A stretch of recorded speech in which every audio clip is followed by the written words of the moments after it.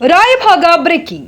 ಕತ್ತಲೆಯಲ್ಲಿ ರಾಯಭಾಗ ತಾಲೂಕು ಸರ್ಕಾರಿ ಆಸ್ಪತ್ರೆಯ ರೋಗಿಗಳು ಬಾಣಂತಿಯರು. ಆರೋಗ್ಯ ಸಚಿವರೇ ಇತ್ತ ಕಡೆ ಗಮನ ಕೊಡಿ. ಬೆಳಗಾವಿ ಜಿಲ್ಲೆಯ ರಾಯಭಾಗ ತಾಲೂಕು ಸರ್ಕಾರಿ ಆಸ್ಪತ್ರೆಯು ಕತ್ತಲೆಯಲ್ಲಿ 2 ದಿನಗಳಿಂದ ಸರ್ಕಾರಿ ಆಸ್ಪತ್ರೆಯೂ ಇದೆ. ಬೆಳಕಿನ ವ್ಯವಸ್ಥೆಗೆ ಜನರೇಟರ್ ಇದ್ದರೂ ಸ್ಟಾರ್ಟ್ ಮಾಡಿಲ್ಲ. ಸರ್ಕಾರ ಗೃಹ ಜ್ಯೋತಿ ಅಂತ ಒಂದು ಯೋಜನೆ ತಂದಿದೆ. ಆದರೆ ಸಾರ್ವಜನಿಕ ಸರ್ಕಾರಿ ಆಸ್ಪತ್ರೆಯಲ್ಲಿ ಯಾಕೆ ಕತ್ತಲೆ ಭಾಗ್ಯ? ರೋಗಿಗಳು ಬಾಣಂತಿಯರು ಅಷ್ಟೇ ಅಲ್ಲ, ಹುಟ್ಟಿದ ಮಗು ಕೂಡ ಎಲ್ಲಿದೆ ಅನ್ನೋದು ಕತ್ತಲೆಯಲ್ಲಿ ಹುಡುಕಬೇಕಾದ ಪರಿಸ್ಥಿತಿ ನಿರ್ಮಾಣವಾಗಿದೆ. ಸಂಜೆ ಆದ್ರೆ ಸಾಕು, ಆಸ್ಪತ್ರೆಯಲ್ಲಿ ಯಾವ ಸಿಬ್ಬಂದಿಗಳು ಇರುವುದಿಲ್ಲ.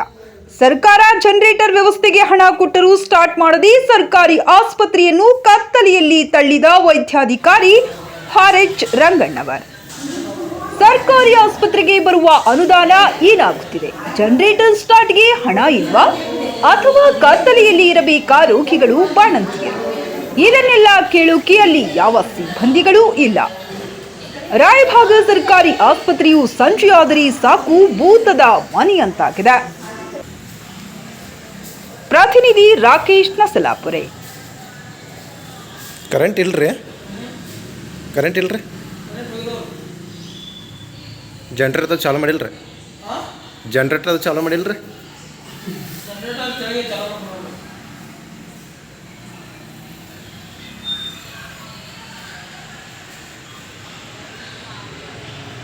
ಆಯ್ತು ಏನತಕ್ಕ ಏನು ಚಾಲು ಮಾಡಿಲ್ರಿ ಜನರೇಟರ್ ಅದು ಹಂಗೆ ಕತ್ಲಾಗ ಪೇಷಂಟ್ ಅದು ಹೆಂಗೆ ರೀ? ಹಾಂ, ಈಗ ಬಂದವ್ರು ಪೇಷಂಟ್ ಅದು ಹುಡುಕಾಡತ್ತಾರ ಕತ್ಲಾಗ ಹಂಗಾರೆ ಯಾರೂ ಇಲ್ರಿ? ಯಾವಾಗಿಂದ್ರೆ ಇಲ್ರಿ? ಯಾರೂ ಇಲ್ಲ ರೀ ಈಗ? ಯಾರು ಒಬ್ಬರು ಪೇಷಂಟ್ ಇಲ್ಲ 6 ಗಂಟೆಯಿಂದ? ಡಾಕ್ಟ್ರುಗಳು ಇಲ್ಲ? ನಿಮ್ದು ಯಾವ್ರು ರೀ? ನಡ್ಗುಂದಿ ರೀ. ನಿಮ್ದು ಏನಾಗಿತ್ತು ರೀ ಇಲ್ಲಿ? ಅಡ್ಮಿಟ್ ಮಾಡ್ಯಾರಿ? ಏನಾಗಿತ್ತು ರೀ ಹುಡುಗಿ? ಹಾಂ ಹಾಂ ಹಾಂ.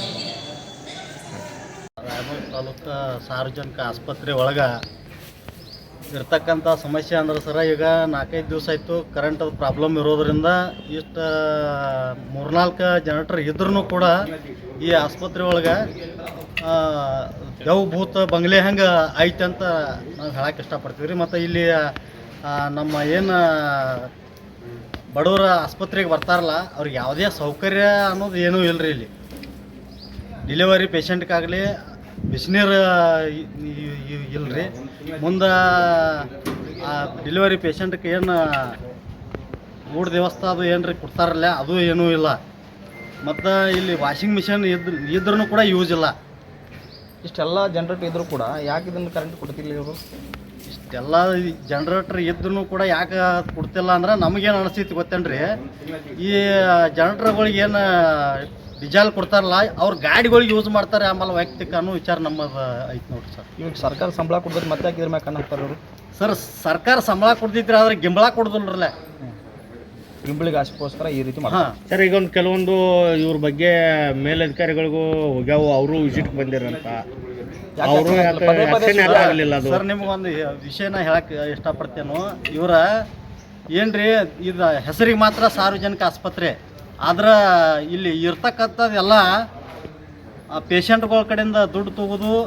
ಅವು ನನ್ನ ಕಡೆ ರಸೀಟಿನೂ ಕೂಡ ಇದಾವ್ರಿ. ಈ ಆಸ್ಪತ್ರೆವು ದುಡ್ಡು ತೊಗೊಂಡು ಎಷ್ಟನೇ ತಾರೀಕಿಗೆ ತೊಗೊಂಡ್ರು ಏನು ಮಾಡ್ರಿ ಅನ್ನೋದು, ಡೆಲಿವರಿ ಪೇಷಂಟ್ಗಾಗಲಿ ಅಥವಾ ಮತ್ತು ಯಾವ್ಯಾವುದೋ ರೋಗಿಗಳಿಗೆ ಏನಾದರೂ ಒಂದು ಸ್ಟೇಟ್ಮೆಂಟ್ ಕೊಡಬೇಕಾದ್ರೆ ಇವ್ರ ಶಿಲ್ಪಗಳು ನನ್ನ ಕಡೆ ಇದಾವ್ರಿ. ಇದು ಪದೇ ಸುದ್ದಿ ರಾಯಭಾಗ ಆಸ್ಪತ್ರೆ ಆಗ್ತಿದೆ, ಆದರೂ ಕೂಡ ಸರ್ಕಾರ ಯಾಕೆ ಇದ್ರ ಬಗ್ಗೆ ಗಮನ ಹರಿಸೋದು?